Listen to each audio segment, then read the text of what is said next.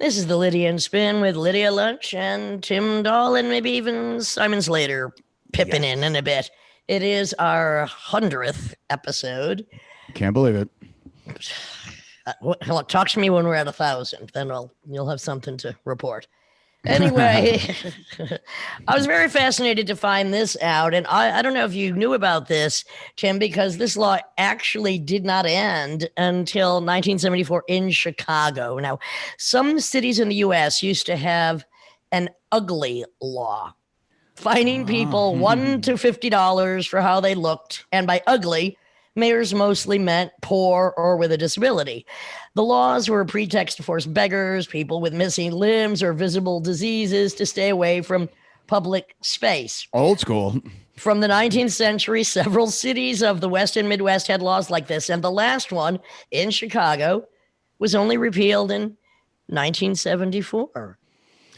You know, every now and then things similar to that pop up. If I remember, it feels kind of hazy to me, but well, definitely. I mean, what's it? Look, it just ties in with the fact that the report that just came out, the billionaires are paying no freaking income tax. But no, let's charge people who might have a limb missing or a disability or be poor. Why not just, make them poor? You pick on it. You pick on them. And essentially they can get you for anything unless you can lawyer up and you have the funds to fight back. But if they want to pick on you, they can, it turns out.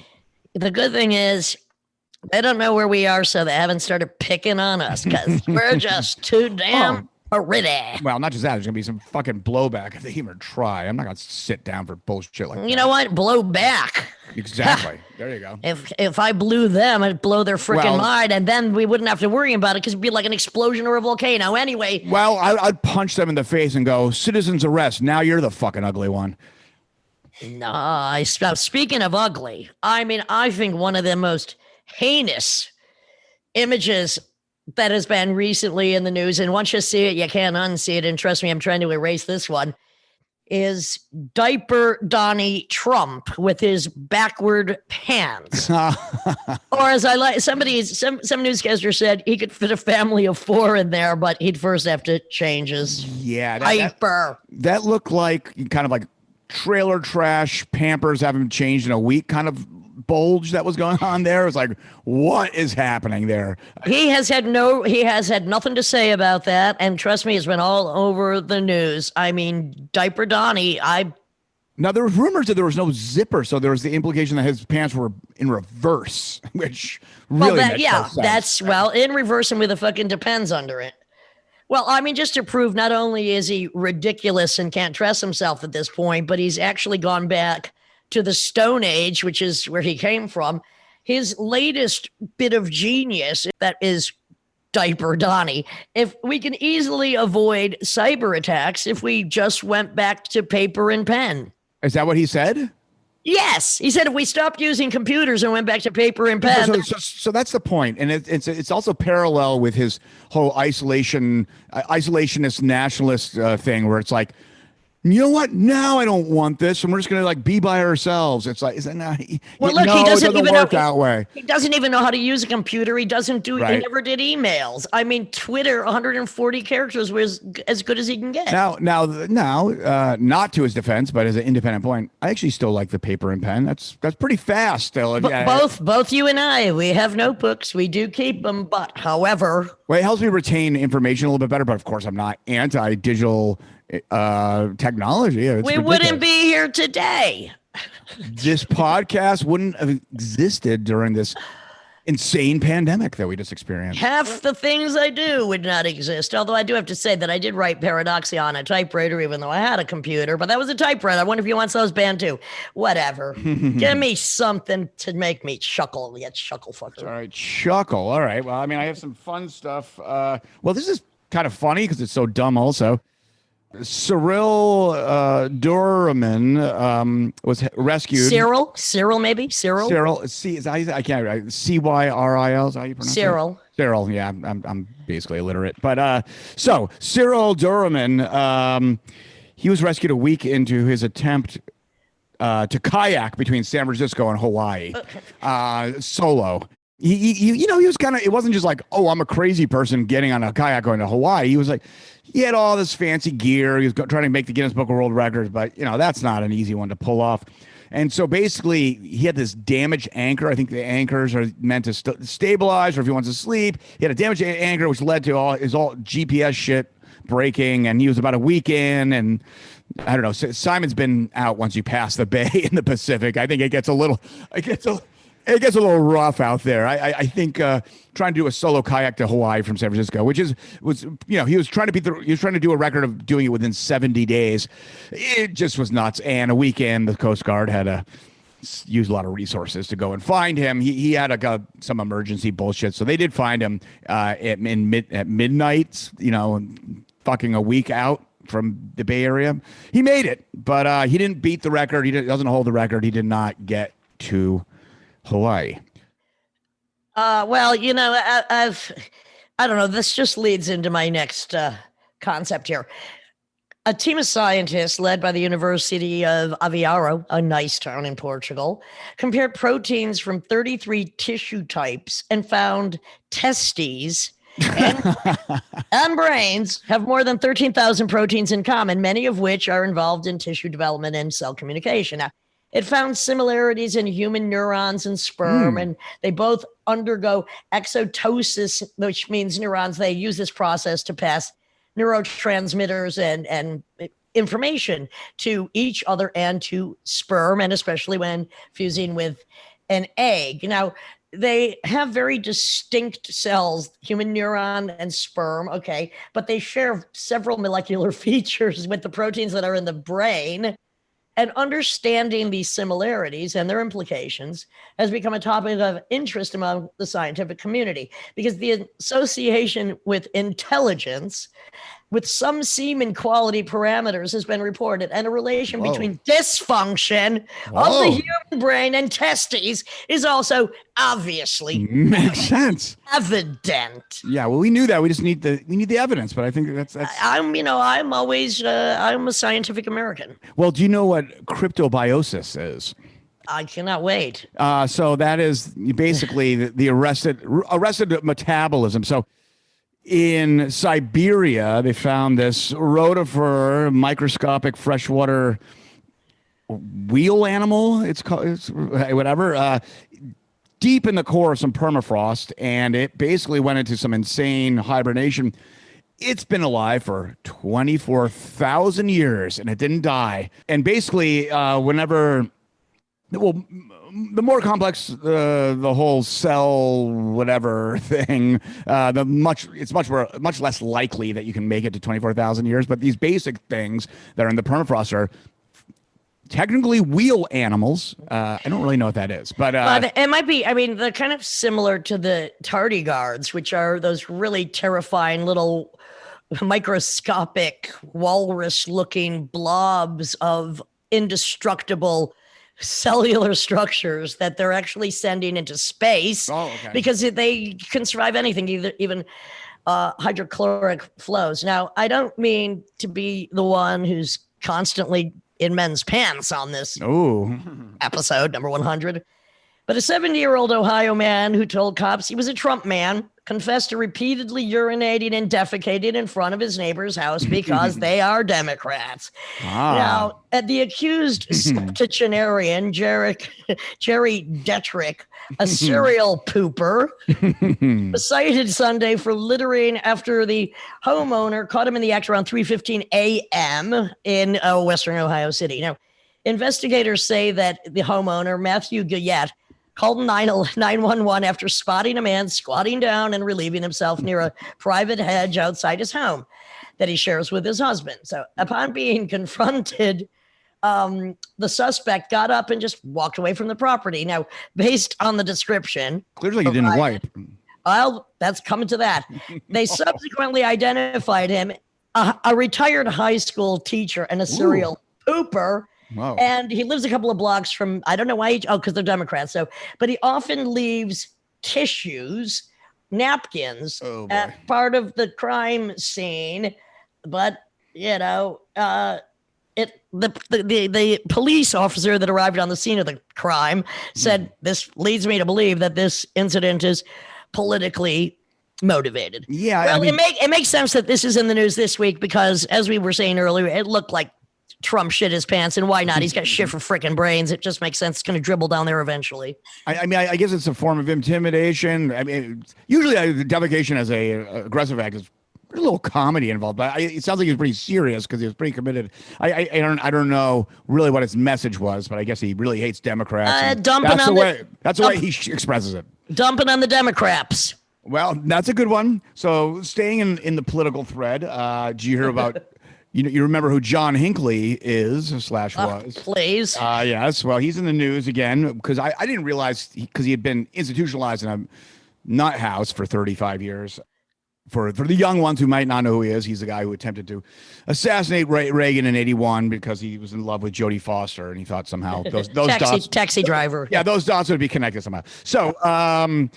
So basically let him out, and he likes singing songs with his acoustic guitar, Elvis Presley, Bob Dylan, kind of classics of the second half of the 20th century. But there was a court order where he couldn't use his name to make money, to generate money from art, like John Wayne Gacy's paintings. Yeah, paintings, exactly. You can't make money making art if did something really bad. No, but you can make really bad art and make money from it. I mean, that law's backwards. Yeah, exactly. So but he did pass it. He went to he pleaded with the judge and he said, well, yes, I think at this point you can use your name. And so he's up there on YouTube using his name, doing cover songs, and it's going viral. He's getting a lot of hits. And, I checked out some of the songs and he is still clearly nuts. Maybe he should cover Dead Me You B-side, the Eight-Eyed Spy song, the Retrovirus covers. I'll send a suggestion. Yes.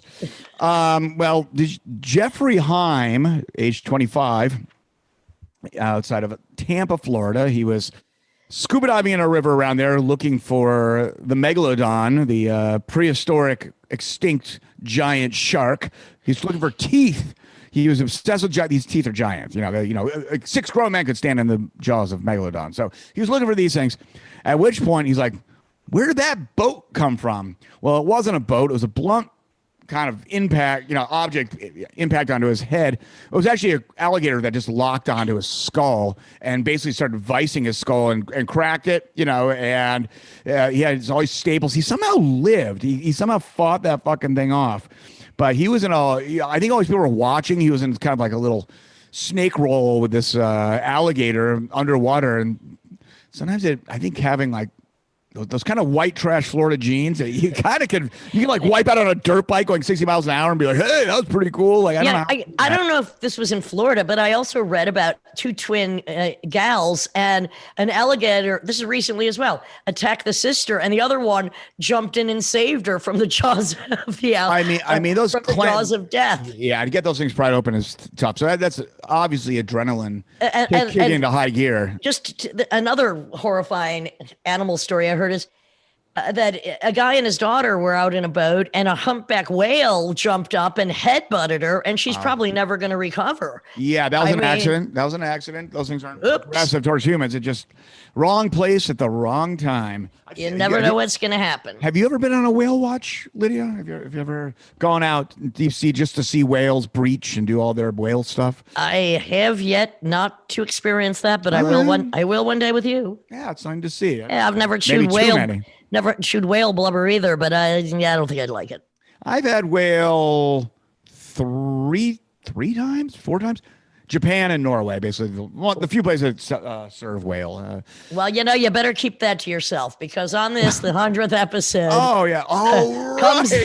Comes the grand defender of veganism and all animals, as he should, except the humans, of which I have to say, one of the reasons I was very happy to invite Moby onto our 100th episode, and I hate to just make this a totally scatological introduction, but when I read one line that was in his second and most recent memoir that said he woke up at a party covered in somebody's poo and he didn't know whose it was, I'm like, I really need to talk to this guy. He's done some interesting things in his day. Maybe it was that Republican teacher. I Find out if it's in Ohio. He didn't know who it was, so I doubt All it right. was. But anyway, that's it's just it's the connective tissue, or in this case, the connective toilet paper roll Oh, boy. with all of these kind of poopadelic experiences this week. Just to reflect on the 100th episode, it's interesting that there's different silver linings that we have. We have to find our own silver linings in bullshit. And yeah, obviously this pandemic has been really difficult for some people, and some people died, including friends. So it's been heavy, but this has been, Lydia, I have to say to you and Simon, one of the silver linings for me was this podcast and being able to do it remotely and connecting with everyone. So I've been psyched to do that, not to get too serious on my reflection of 100th episode. I mean, obviously, it was grand when we originally started, and we'll go into this more on the 104th 2-year mark in a couple of episodes. It was great to do people in person, but Zoom has, brought us as close as we could get over the last year and a few months. You guys tour all the time, but for me, it was enormous fun going out and doing these things in person, because it was just one big adventure each time. Well, especially when you almost got obliterated by the 100-pound molecule and Mark McCloud, the acid king of San Francisco's house. And it was only from Wiesel Walters' extremely accurate reflex that he saved you. Yeah. That was a highlight to me. Oh, near death and salvation, all within like a nanosecond. Being crushed by art, that's a thing, I guess. That's the only disappointment I have with my art, is that not enough people. I mean, look, I use it as resuscitation for those lonely and sad souls that have all the weight of the world or the weight of a 100-pound molecule on their head. Just saying, I won't continue that thought, because I am not the Kevorkian of rock, but I could be. Another thing, coming back from Iceland and just talking about going about touring again, things are slowly coming together. Entertainment. I went to a NBA playoff game. You had to have a little vaccine pass, but still things are starting to happen. And now Germany's going to open. France is going to open in July. Italy's already open. So things are coming together, folks. We just got to, eyes on the prize here. Well, I'm very excited because we were one of the last concerts to shut down New York on March 13th of last year. True. Retrovirus with the Art Grey Noise. And then we are playing July 2nd with Art Grey Noise at TVI. I'm very excited. We're kind of the bookends to the pandemic. Correct. And we hope people come out to that show. It's going to be a fun one. Well, they wanted to stream it. We'll see about that. Get enough votes for streaming. I'm not so sure. Look, you'll hear about it. You'll see it. We're not going away. We're not going to too many places, but we hope to be back on the road in whatever format that both I, myself, Timothy Dahl and his various projects, I, myself, Timothy Dahl and other people, Retrovite, whatever, we're ready to rock. And with that, this is Lydia Lunch and Tim Dahl, 100th episode. Thank you, Simon Slater, for being the man that put the cattle prod to our asses. And Moby's up next.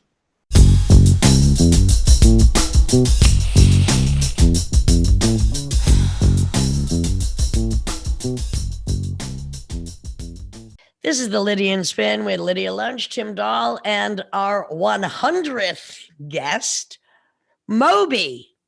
Hi. Hi, how are you guys? I'm absolutely fantastic, because as a rebel, I always decide to be fantastic. But Moby, how are you? It's springtime. It does feel like things are changing. Well, I moved to LA 11 years ago, and I don't actually know what month it is.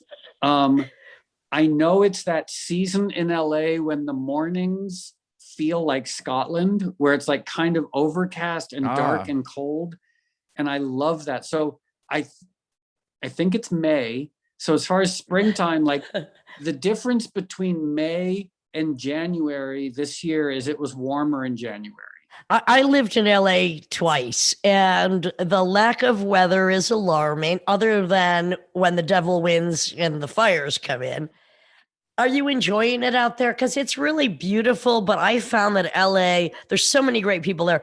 There's no center. It's kind of discombobulating because of that.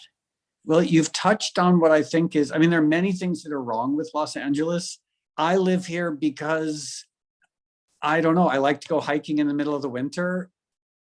Beyond that, I don't know, there's not much else for me here. But I think one of the strangest things about LA is actually an issue of nomenclature. The problem is when you call it a city, you expect it to behave like a city. And almost every city in the world functions largely the same, where there's like a center where people do business, and then the area around the center where people live and do interesting things. Whereas LA, as you mentioned, it has no center. If they just called it a county, you know, like to say, I live in LA County and I live in one of the 150 towns in LA County, suddenly it makes so much more sense.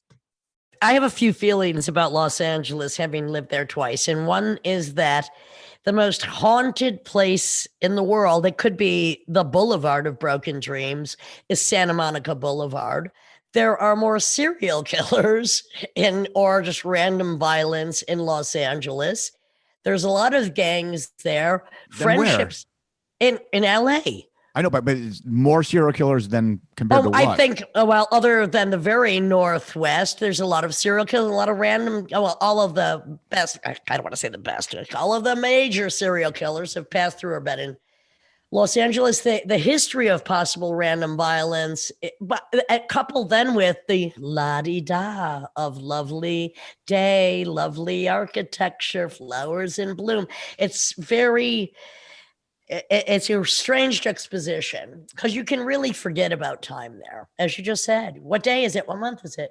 And you've sort of only tangentially addressed one of the single most wonderful things about Los Angeles is it's pretty much where every cult has flourished, you know, and it makes me a little bit sad that there aren't any really good new cults. Like, I'm not like, QAnon is a cult, but it's not an interesting cult.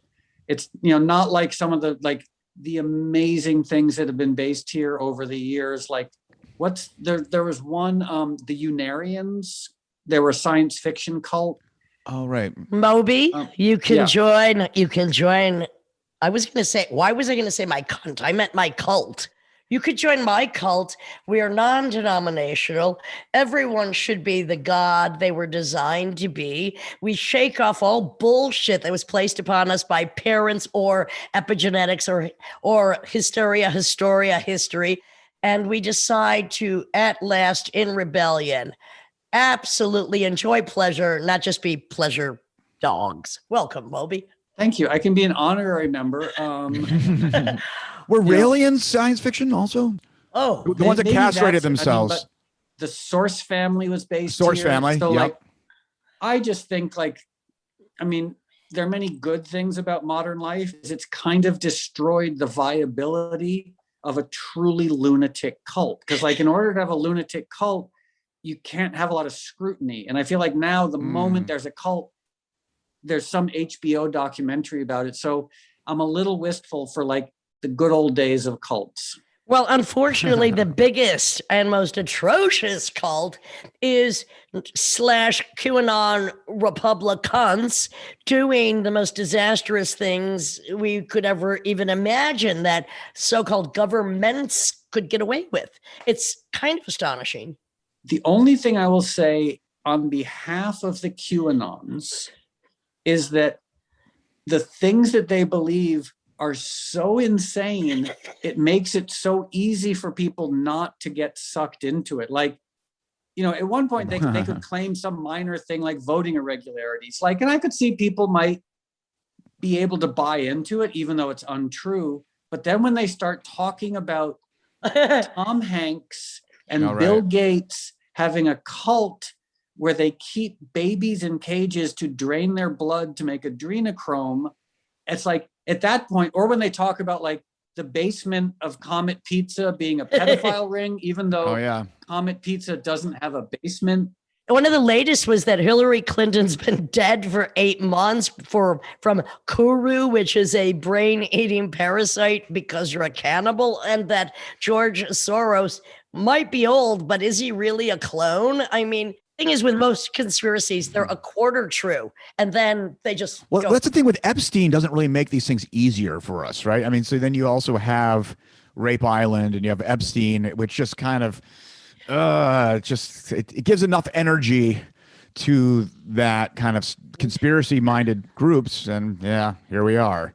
I mean, I guess I'm a little like, on one hand, I do appreciate their abject lunacy. I'm surprised that so many people buy into it, but it really is like, it's like the weekly world news left the supermarket shelves. Like, and I sort of sit back and wait, like, okay, what lunacy are they going to come up with next? Like, there's one very active member of QAnon who does believe that the earth is flat and hollow, and underneath the surface of the earth, there are gray aliens waiting to take over. And I'm like, that's a weekly world news headline. Well, Moby, I think that so many, I mean, QAnon is to the extreme, but in my opinion, as the son, or should I say daughter, of a door-to-door Bible salesman that did not believe in the Bible, people are so often looking for, and I call it the God hole. They have a God hole they have to fix, and whether it's from religion, and QAnon is kind of a religion, they're looking for something bigger than themselves, and often it's an atrocious thing to fill it with, because as I feel most religions have been, and as we're seeing right now, religion, whether it being about my God is better than your God, land, oil, what we're seeing right now in Israel and forever in the Middle East and in America is just this terror of others. So therefore, I need something greater, something bigger, so that I don't feel as inconsequential. And I don't think anybody is inconsequential unless they're really giving up to a greater God that doesn't freaking exist. My opinion. Yeah, I mean, especially when you add fear to the mix. Like, fear doesn't make people smarter. Fear doesn't help their critical thinking. Like, so you take all these people who are terrified, and rather than, like, traditionally, and one of the failings of us on the left is we say to people, oh, guess what? The world is complicated. Let's discuss how it's complicated. And on the right, they say, no, the world is not complicated. It's simple. Here's who you should hate. Right. And by the way, join my fun party. We're all going to go hate those people. And like, a simple falsehood will just basically always win over a complicated truth. What's so astonishing is, look, it's 2021. These arguments, this stupidity, this mass ignorance, this patriarchal, fear-based bullshit has been going on forever. And again, it is fear of other, as if they're going to take something from you, which you wouldn't do anyway. It's astonishing to me as somebody that's been very political for most. I mean, I really do feel like the woman on a mountain with a bullhorn and a dog screaming into the void, same as it ever was. It's no different than the Middle Ages. Timothy? Well, also what's happening, and Moby, you don't know me or my family, but my brother's an epidemiologist for the CDC, and he's been saying for a while, because CDC also studies a lot of social behavior, and we're a social species. He's saying they're seeing and studying mass hysteria at scales they had never seen since the internet. And humans will hallucinate together, for instance. So there's I'm trying all the time to hallucinate with somebody. I just can't reach that peak. You can have a video of a room and people say, like, I saw this thing, or, whether, the Salem witch trials, there's been all this stuff in history, and now there's this humans are the same. So violence is a pandemic too. Violence as an epidemic. This is what's sure, but that's not what I'm going at. Because going back to what Moby was saying is the weekly world news thing. It's kind of weird how people kind of agree upon these really outrageous beliefs and tales and et cetera. But it's something about mass hysteria and collective consciousness, and here we are. And I think one of the key elements there that I keep noticing is, like, for example, the three of us and a lot of people, when we look at information, we try to parse it sort of rationally, like, what's the evidence? Whereas for a lot of people, the criteria by which they assess information is, does it bind me further to my group? You know, the main criteria is like, it's almost demographic. It's like not looking at something, whether it's true or false, but does it tie me further to this tribe, to this group of people? So like when you talk about mass hysteria, it's the mass part where it's almost like it bypasses the prefrontal cortex and people start assessing information.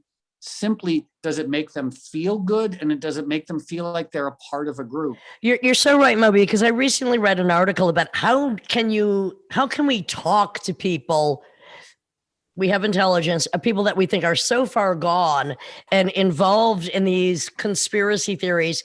And the article actually said, don't try to convince them of anything. Actually, if you make them feel more comfortable, they might become more reasonable. If they feel, it's when they feel so ostracized, so outside of everything, that then they form this collective of wrong-minded concepts.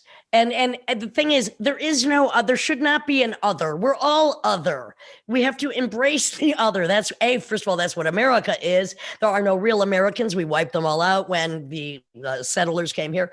Nobody is indigenous to this country except for the few indigenous people that are left. We are all other. We have to embrace that. And that's what's so astonishing. I want to talk a little bit about, I was very interested in reading about this, maybe about the board of directors of the Institute for Music and Neurological Foundation, because I think that's also very important. Music as a tool, as a therapy, as a connective tissue, as something that can actually make people feel better, whether they listen to it or make it. Can you tell us a little just about that, your interest in that and what that was? Well, yeah, I grew up probably like you guys, probably like most people, like in love with music, but never thinking of it as something terribly serious. You know, it was emotional, it was intense, it was fun, it was profound, but it was never like, I always thought of other healing modalities as being far more effective and serious. And then I guess about 20 years ago, I met Oliver Sacks, who's a neuroscientist, and his neuroscientist partner, Connie Tomeno, and they have this organization. And really what they've done is look at music as an actual healing modality, like using diagnostics like fMRIs, PET scans, to see how music promotes neurogenesis, how it affects our hormones, how it decreases cortisol, it decreases norepinephrine, whichever the stress hormones, like it's the killer, stress, the killer. Yeah, so it's a genuine healing modality. And it's one fascinating thing. They keep going to the NIH with all of this data. And not surprisingly, this here's sort of a conspiracy, but it's a little bit based on them going to the NIH. They have a very hard time getting music recognized as a healing modality because there's no way to make money from it. Some theories within that, and I don't know if it kind of intertwines with what you've worked with, which some of I didn't really buy. Like there's a whole kind of conspiracy that A440 was some kind of, I think we were tuning to maybe 100 years ago to A336 or something like that. It's fluctuated quite a lot. Yeah. Quite a bit. But there, I've been reading some conspiracy that somehow that one's not harmonious with our human being and it creates people more on edge, and that's a conspiracy. And I've also heard things that were kind of anti-atonality too, but somehow tonality is much more natural to the human existence, although tonality's only existed since essentially Bach and well-tempered tuning. So what was before that? Those are remarkable, fascinating questions that I sadly know nothing about. I want to go sideways for a minute because, all right, they may not have yet acknowledged music as a possible, because we know, look, I mean, in studying also the depression in musicians and artists, and at least 73% of musicians have, I don't like to call it mental health problems, have problems. And of course, they choose to make music as an exorcism to get it out. But sideways from that, what about now the second wave? at the White House of sonic disturbance. Oh, I heard about this. Yeah. So this is like this is the opposite side underbelly of if sonic waves that we can't hear can cause such physically disarming conditions, why would not music cause an alternative or whatever? Yeah. Which is why Moby, I'm going to come to you on this because you have the experience that Tim and I do not share. And it must have been weird for you because look, you are like us, a musical schizophrenic. You know all kinds of music. And by the way, I do love all the piano stuff you do. And I did like your quote unquote half punk rock record. I'm quite impressed by that. But you're a musical schizophrenic. But you must have been shocked when coming out of an alternative reality, you hit upon something that actually goes massive. And there are people, and when you're in an arena that size and people are freaking grooving on it, there's nothing like it. You are giving them some kind of alternative medication in a group surrounding that brings pleasure. And now I know that might at one point did not create pleasure in you, even though you were bringing this to people. And it's just a statement. I don't even know if there's a question in there, but you could speak about that, please. Yeah, I mean, because when I was growing up, I, was probably in a very similar to world as you guys, like going to CB's, going to the Peppermint Lounge, going to Danceteria, going to, who were you enjoying at that period in time? So in the early 80s, I this is perhaps a little genre schizophrenic. I mean, I loved Black Flag and I loved Minor Threat and the Bad Brains. I loved the Birthday Party, but I also Birthday Party, one of my favorites.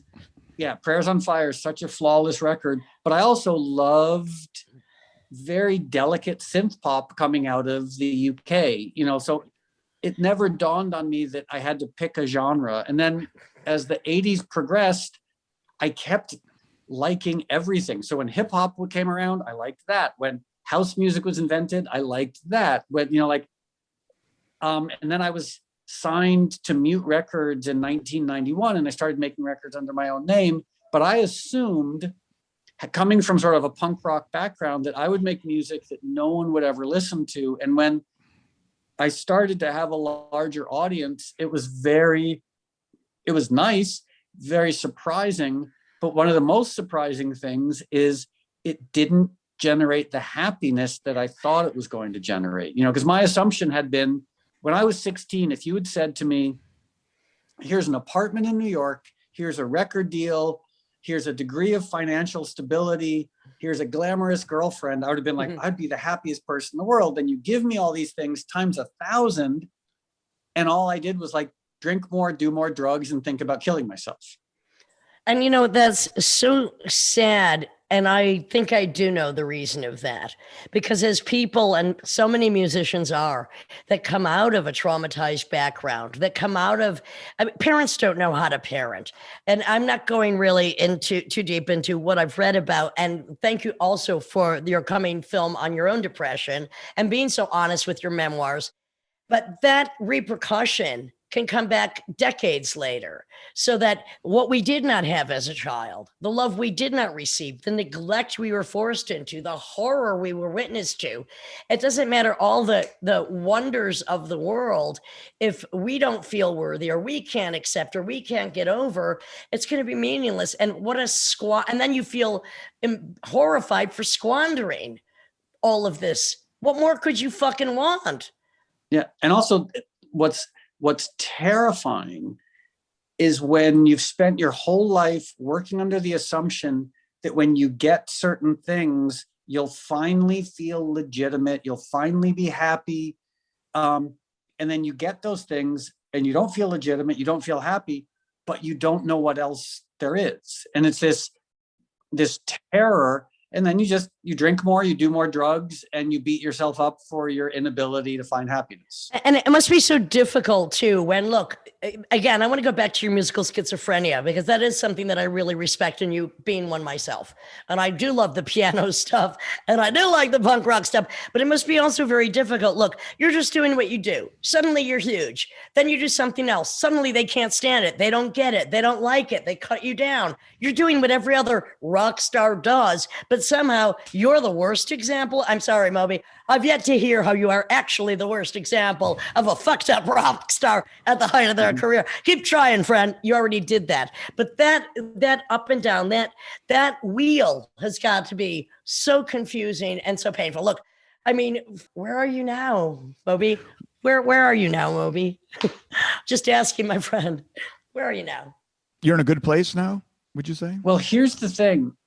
I had this slow building realization, and any epiphanies I've had, once I've had them, I realized they're really self-evident in hindsight. So I realized that basically and I'll try and truncate it because I don't want to ramble on about it too much, because I don't want to ramble. Go ahead. So I would say that broadly speaking, there are two facets to dysfunction, or which one is the individual's own experience, but the other is simply the act of being human. When you're alive for a few decades in a 15 billion year old universe, it's kind of hard to have objective understanding of things. So that's confusing. And then you factor in the things that you were just talking about, childhood trauma, confusion, and it left me in a place where I was so susceptible to everything. And I finally realized, I can't fix either one of these issues with the opinions of strangers. I can't fix these issues with external validation. I can't fix these issues with fame, with materialism. And because I tried and it didn't work. And it's sort of, I guess it's similar to addiction, where like you try a bunch of things, you realize ultimately it doesn't work. And then you're left in this place where you're like, okay, what does work? And then you start humbly, quietly going around the world trying to figure out what are effective ways of dealing with your own issues, and also understanding like broader issues of the human condition. You were talking about cults, and isn't the greatest cult, at least in the industrialized world, is just consumer fundamentalism? I mean, and it basically, it handicaps us. It makes us more susceptible to propaganda. We turn to marketing to solve our problems. We turn to buying things and just having these treasures and consuming more. And then if you can if it's a bottomless cup of that, if you have half a brain, how could you not come to a wall? Like, well, what the fuck? Tim, exactly. I wrote about gluttony because when you are, as we have been, wanting more, needing more, whether it's adrenaline, food, sex, drugs, when we are people that are gluttonous, and part of that is just because, I know my addiction was to adrenaline, but still, this is one of my mantras, after filling every hole, every orifice with an unimaginable amount of awful human junk, the void within can only be filled by the self. You have to deprogram yourself from yourself, because gluttony will never be satisfied.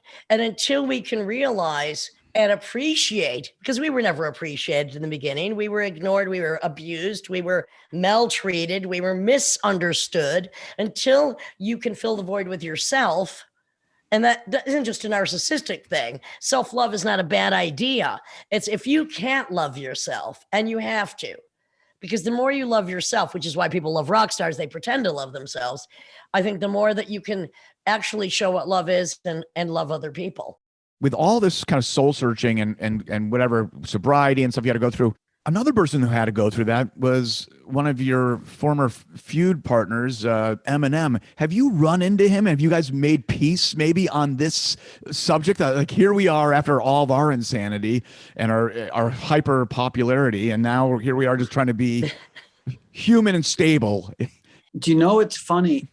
I've only met him once in my life. It was at the MTV Awards in 2002 when he sort of tried to attack me. Right. So our personal interaction lasted all of 8 seconds. And the way it started was, having been raised by hippies, having been raised watching Sesame Street and watching 70s TV, I assumed that bigotry, and this is idiotic on my part, I assumed bigotry had been finished. You know, like the Soviet Union was gone, bigotry was gone, racism was gone, homophobia, sexism, these things were all gone. And then if you remember, in the late 90s, suddenly popular culture became unapologetically misogynistic, unapologetically homophobic. And I was really disturbed by this. And I started talking about it. And I at one point singled out Eminem's lyrics for being unapologetically misogynistic and homophobic. He talks about killing gay people and killing women and putting them in the trunk of his car. I was like, how do we jibe this with our general antipathy towards bigotry? And yeah, so it was, I was a little taken aback that one, popular culture went down that rabbit hole. I guess I shouldn't have been. I was naive to think that pop culture and culture in general had become more enlightened. Do you think art shouldn't, do you think they're condoning these things if they express these things? I mean, I'm not pro censorship, right, ever, but I do think artists, especially successful artists with large audiences, need to be aware that their actions have consequences. Like in his case, and I'm not criticizing him, just going to use him as an example. Like at the height of his popularity, his audience was much younger and much dumber than him. Like he's really smart.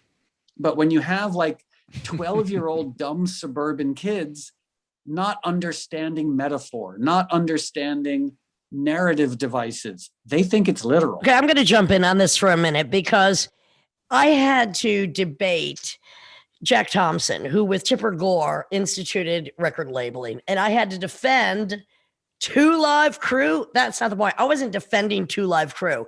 I was defending the fact that often rap music is not the problem. It's or heavy metal. It's a symptom of the problem. It's a mirror of society. It doesn't mean it's right. But if we want to go back historically, Greek literature, the Bible, violence, pornography, murder, this has been man's domain forever. So it didn't start with rap music or heavy metal. It didn't start with Eminem or Two Live Crew. No. However, Eminem is still one of the greatest rappers, and just to listen to his challenge to Machine Gun Kelly, who's now gone pop punk.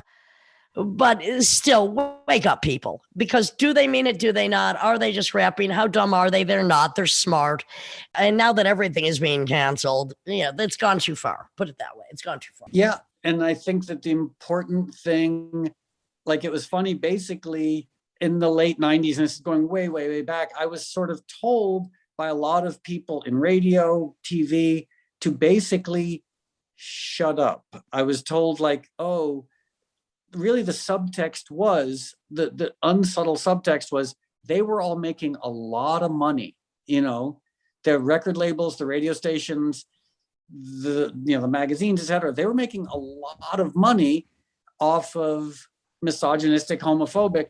And I was basically told, yeah, you need to be quiet because you're upsetting, like we think this is successful, therefore we want to keep it going. The status quo is benefiting them.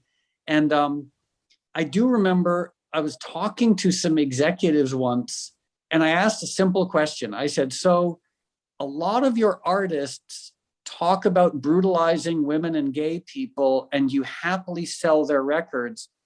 What if they talked about brutalizing Jews and Blacks? Would you still be happy to sell their records?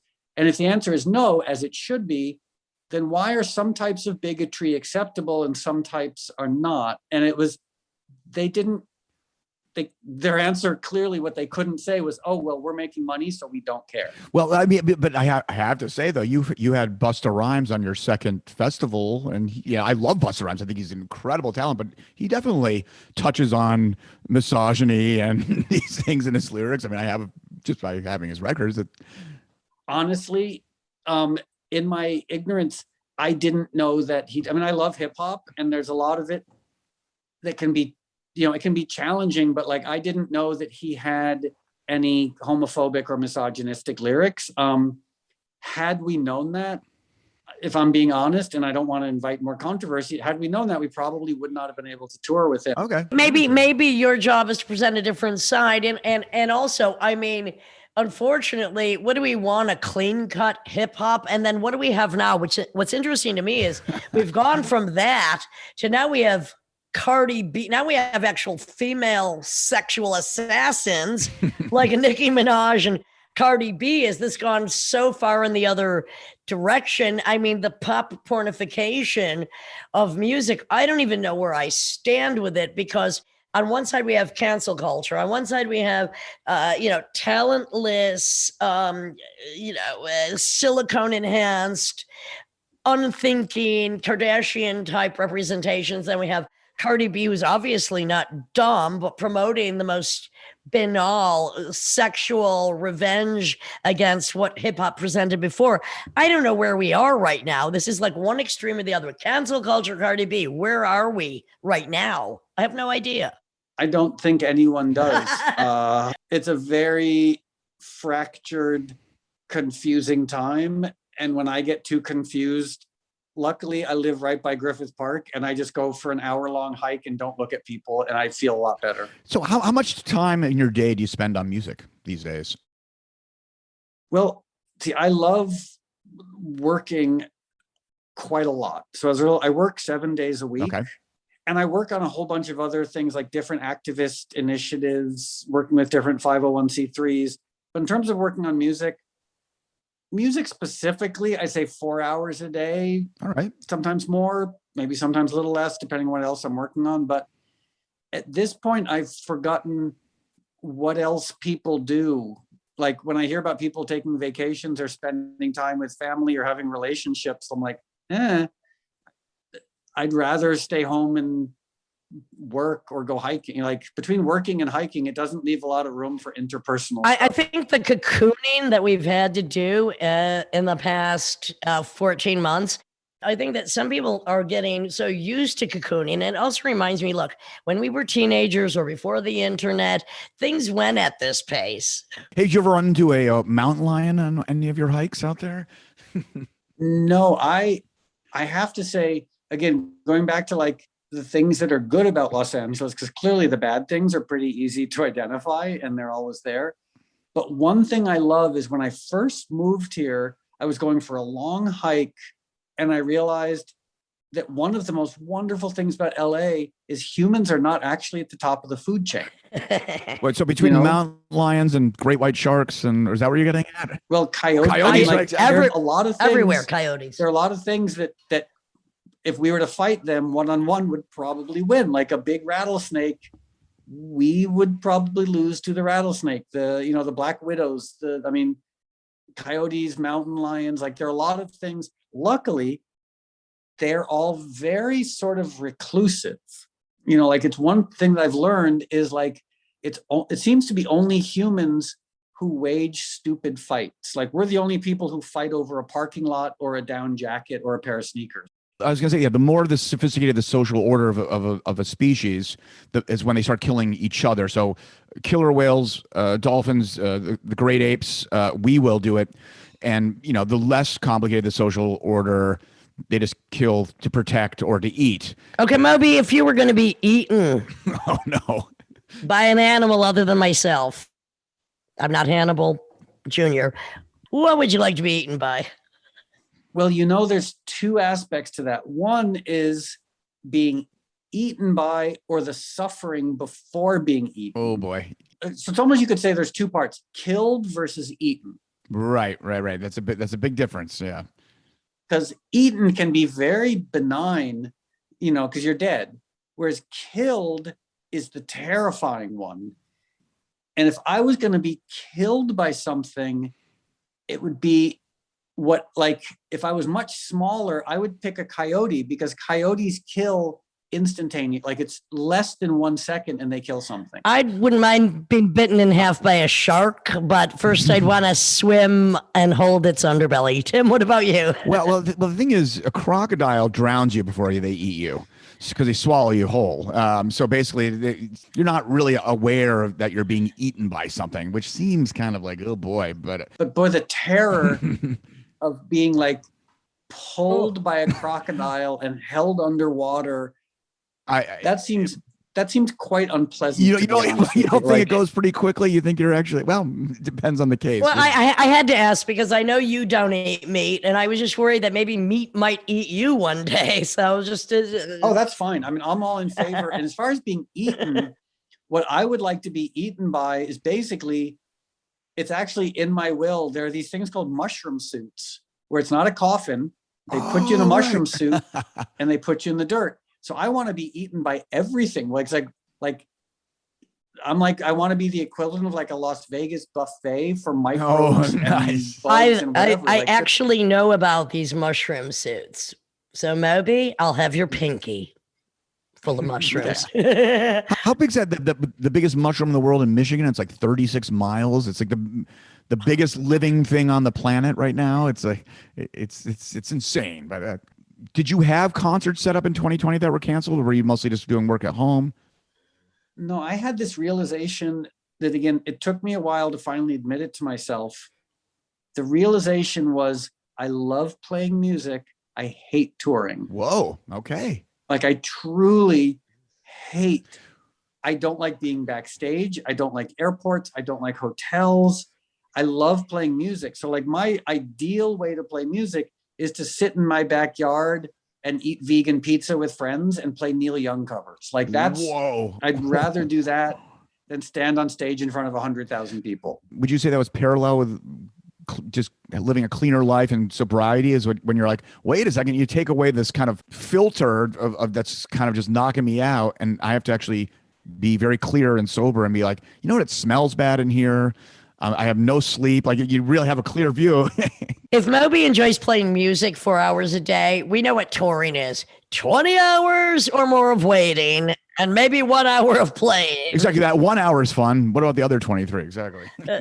And like in the early days, I don't know if you guys had the same experience, like the early days of touring, there's just the magic of it. Like you're on stage and you're in countries that you never thought you would go to, and the whole thing's so exciting. And then as that was winding down, I found myself having this very strange success where it became very exciting when I was drinking, doing drugs, and playing increasingly larger venues. And then that wound down and the drugs and the alcohol were gone. And I finally had to admit to myself, like, oh, I love staying home. I'm really fond of my bed. I'm really fond of, like, I've got a great blender. Every morning I make a smoothie. Like, touring just can't really compete with a bed and a great blender. All right, Moby, I'm coming into your backyard. We're going to do a Neil Young cover song, one that you haven't done yet. Maybe he hasn't written it yet. And I'll take that smoothie, no problem. I understand. Okay. I understand. It's a very different thing, of course, when we tour. Tim loves to be on tour. He of course he does. I don't mind being on tour, but only because we have such a small audience of select weirdos that I feel that I do have to kind of have some kind of intimate experience with them. But that's why I prefer spoken word in the smallest place possible, because to me, I want direct contact with some people. I don't want 100,000 people anywhere at any time ever, and I won't have it. But it's a very different thing because it's a more controlled atmosphere. It's more of a coven thing. And that's important. But the main thing is you're creating. And it doesn't matter where that goes. It's going to go out somehow. And by the way, what is the latest thing that's coming out? Because you have a project that's coming out that's kind of a repurposing of something. What's going on? What's the next thing? Well, two things. One is I have made it's sort of, I guess the best way to describe it is an orchestral greatest hits album. So it's like, what? I worked with a whole bunch of singers. I mean, I have Chris Christopherson and Mark Lanigan singing on it. And I worked with an orchestra in Hungary and a string quartet here in LA and a gospel choir and so many different people. So that's coming out on May 28th. What's that called, Moby?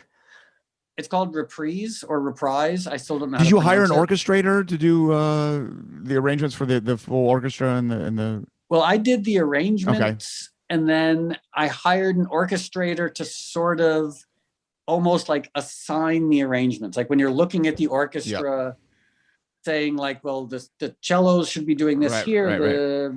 brass should be doing this here, but the arrangements themselves are pretty rudimentary, so I could do those on my own. Were you there when they were recording those sections, or did you outsource that and then you came in and you kind of gave a thumbs up, thumbs down? Well, I was there when we recorded the string quartet, because with the string quartet, I could interact with them. We did the orchestra in Hungary, and at the last minute, I realized, oh, if I go to Hungary, I'm going to sit in the control room because I don't know how to talk to a Hungarian orchestra. Right. And so I stayed home and listened, and as opposed to flying 13 hours around the world to sit on a leather couch in the control room. Right, exactly. I recorded a song of Mark Lanigan's, which I'd never heard before, to which he was quite happy that I did it, called, again, Revolver. Not, that's when I reach for my revolver, one of my favorite quotes. Yeah, Mark it's funny, when I first met him about 10 years ago, I mean, I'm scared of everybody, but I was really scared of Mark. He was messed up. And I thought, like, because he's, I saw him perform and he was like this tall, dark prince with this phenomenal deep voice, but I really wanted to work with him. And so I worked up all my nerve and I went backstage and I introduced myself, and he's just the nicest person in the world. Like, I don't want to mess up his street cred. Maybe people think he is this like angry, dark prince. He's actually just an incredibly kind and phenomenally talented, like actually like not a dilettante. Like he really, I love his very, music. I very love his music, and I haven't read his book yet, but I hear it's fantastic. Which brings us up to your second book, which I haven't read yet, but I hear it's quite scandalous. And thank you very much for being scandalous. We have to tell the frickin' truth.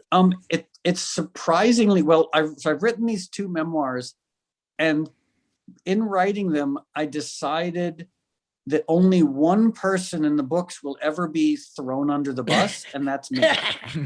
So although I have to say, in the second book, Donald Trump does get thrown under the bus a little bit, but for the most part, because I know some other people have written memoirs where they use it as a way to attack people, and that seemed very one-sided to me. So I just thought, okay, I'm happy to talk about my own shortcomings. I'm happy to basically describe my terrible, disgusting stuff. I just don't want to criticize or malign anyone else. Your more scandalous memoir, for my memoir, where I don't throw anybody under the bus, I don't even throw myself under the bus. I'm just trying to describe for people that there is a type of female sexuality that is outside the norm, and where that came from, and also what I did to not conclude it, but to understand it and get over it. And it goes back again to the gluttony, and it goes back to, again, addiction to adrenaline, which sometimes our addictions get confused. Like, really what we want, what we should be addicted to, is a kind of love we can't get, is a kind of adrenaline that nobody else is providing us with. So we look for false sources or resources. I'll trade you mine for yours, Moby. And that's not a threat, that's a promise. Yes. Don't lawyers, when you come out with these things, aren't they kind of combing through it, and because they want to make sure you're not sued for defamation, or because I don't even know how it works, or can you just write it, and then if people are. This is what I learned. It's actually quite interesting. You can basically say, like, if you write a book and you say something about any public figure that's information that's already out there, that's not defamation. The real problem is if you write about your high school girlfriend, okay, and you use her name, she can sue you. Because, for example, if I write about, like maybe someone I went to college with who's now in politics, and I describe them at a Teenage Jesus and the Jerks show. If only. Smoking angel dust with Alan Vega and Marty Rev backstage. Like, that's the sort of stuff that you can get sued for. It's as opposed to, like, in my book, like I write about Robert Downey Jr., who'd been my best friend when I was in elementary school. You can say whatever you want, because he's been to prison for smoking crack and being a lunatic. So like, then there's no defamation. I love Robert Downey Jr. for being an ultimately seductive liar in a cheesy rom-com called Two Girls and a Guy. I love that kind of fake sincerity. I think he's fascinating. What do you think of Morton Downey Jr.? Oh, I've completely forgotten about him. He really was like one of the early patron saints of like belligerent lunacy. Oh, yeah. I remember because he was dying of like lung cancer, and he was trying to come to peace with just what he was, and he just became a caricature of himself, and his producers would be yelling at him like, "You're not getting people riled up enough," and they give him these big pep speeches to go out there and just start screaming at people, and then he's like, I had completely forgotten about him, but you're right. He almost like presaged the Fox News, One American Network. Totally. And even before Jerry Springer, I think. Didn't he have like a cameo in like Meatballs 2 or some kind of movie like that, which was really funny? You knew, okay, you know that. All right, so now you're making music, but you're not, even when things kind of pick up again, you're not itching to hit the road. One thing it's interesting is, when I play with Lydia, we have a certain size crowd, and every now and then we're on a festival where it gets bigger, and that's when you start hitting these moments where you actually don't see the crowd anymore, and then you're kind of pantomiming up there. You're not in this intimate room. So the reason I'm bringing this point up is that you were suddenly starting where you were, and suddenly you're playing for these giant crowds, and I just know from my own experience, you kind of stop seeing the faces. You stop. And did this feel almost soul-sucking after a while? You're kind of up there pantomiming, or? Well, there's a paradox, which is the larger the audience, the more lonely the performer. Yeah, right. Yeah. And I used to find like I would be on tour, and especially because as a solo musician, like I had a band and I had a road crew, and they were lovely people and who I liked, but we weren't pals. It's hard when people are working for you. Like you can hang around with them, it's fun, but like you're never, like you can tell, like when I walked into the room, things got a little awkward. And so I would spend so much time by myself on tour, and like, so you're alone in your dressing room, you walk on stage in front of quite a lot of people, but you don't see them. And then you go back to your lonely dressing room, and then you go back to your hotel room, and you're like, this is so weird. Like I'm living this completely isolated existence, even though a core part of my life right now is standing on stage in front of 50,000 people, but I don't actually see humans. Like meaning at that point, 50,000 people is an entity. You're not relating to the humanity of it. You're relating to it as an entity. You're not having conversations. You're not seeing people, looking at people in the eye. It's almost like your limbic system gets starved.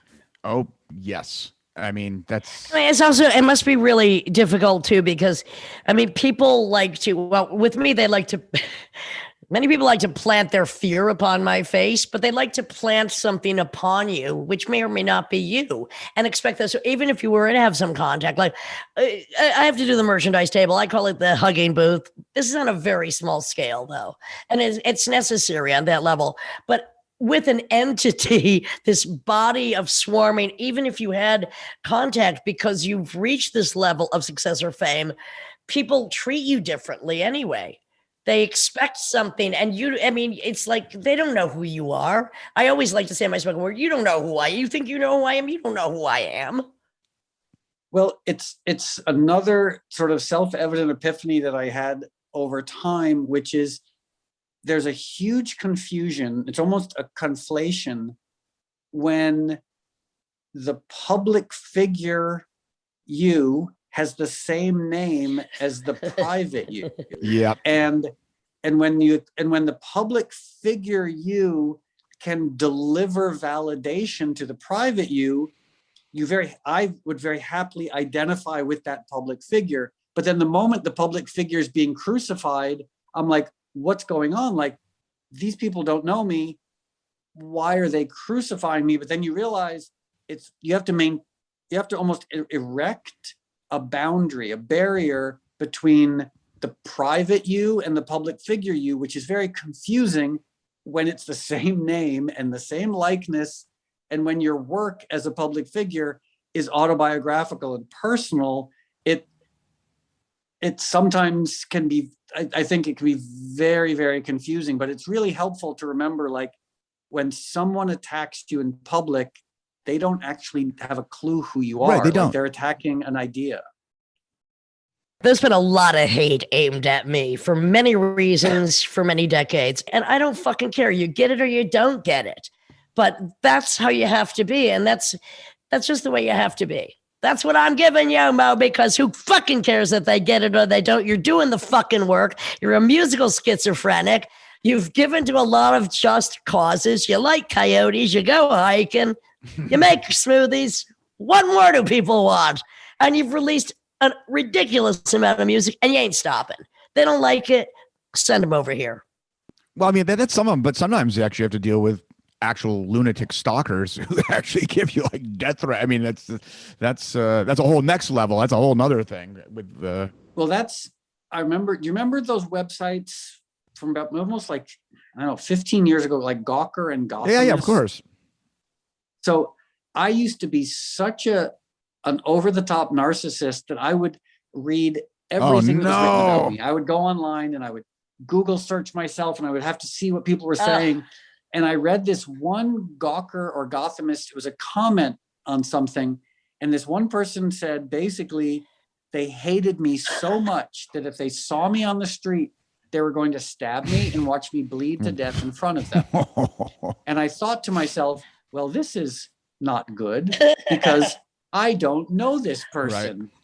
And all of a sudden I had this, again, self-evident realization. I was like, okay, I should not let the opinions of strangers determine how I see myself. And so it's been this effort over time to, Lydia's, what you were saying, like, I don't read reviews. If I do something on TV, I don't watch it. I don't read articles about myself because I don't want to know. Like, if it's good, it fuels my ego. And if it's bad, it makes me want to blow my brains out. So what's the benefit? I just don't fucking care. And the thing is too, that comment about them wanting to stab you if they saw you on the street. Imagine if they would have stabbed somebody that looked like you and not you. Leave your knives at home, by the way. And that's potentially problematic because, as we all know, all bald guys look the same. So like, clearly, like, Michael Stipe and John Malkovich should be watching their back right now. Don't all gals with black hair and black dresses look the same? I don't know. Just saying, possibly. Anyway, nobody's going to come at me and nobody's going to come at you because you know what? We're just doing what we frickin' do. Get off our tits. Is that misogynist? You got your feature-length film on depression coming out, which is a public service. Thank you very much. And we're going to talk about that some other time later to do with what I'm also doing. It's such an important thing to talk about what you've gone through and to be honest. And so many people right now are having a hard time with depression, with anxiety. So I finally got sober about 12 years ago.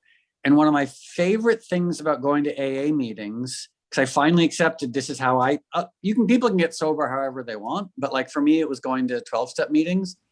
And what I loved was hearing honest stories about things that I was ashamed of, like hearing other people tell these honest truths about anxiety, depression, sexual confusion, sexual inadequacy, fear, etc. I was like, all these things I'd always kept to myself, people were saying out loud. And so that's one of the reasons why I made this documentary, Moby Doc, why I've written the memoirs, because it's the idea of like, you share your story, hoping that like someone can relate to it and someone can maybe read it or see it and feel more comfort with the own issues that they have that they might otherwise be ashamed of. Pain is the universal thing. Art is the salve to the universal wound. Nobody's pain is unique. But when you're a child or you've been traumatized, you do feel that it's been unique. And when you can accept that it isn't, whether that takes a 12-step program or however you get there, and you can share that, it's just we become, as we have to be, the voice for those that cannot open their mouth to scream out, whether it's with song or memoirs or photography or painting. to express that which is the human condition, the cancer of birth, the trauma of life. And the thing is, that's not how we're supposed to feel. So much of these emotions are things that have been placed upon us. They are not how we truly are. And we have to learn to shake them off. And whether it's through the therapy, medication, meetings, talking, or finding other people that you can relate to, you're not supposed to feel shitty, actually. You're actually supposed to feel good. And if you don't think you are, that's my rebellion. You should feel fucking good. You should be creative. You should find like-minded people. You should see a coyote and not fear that it might bite your pinky off, unless I'm wearing a coyote outfit and I'm not a plushie. All right, well, on to better and brighter things. Moby, thank you so much for your contribution to society, for your downfall and the uprising, for being honest, for talking about shit people don't want to hear. Too fucking bad. We've all done it. For having this film come out May 28th. You are our 100th episode. And I don't know. I think we have more to talk about, and we will. And thank you so much for just existing, my friend. Oh, well, thank you so much. Yeah, this was really wonderful. Thank you guys for having me on your podcast. Yes. And have a great rest of the week.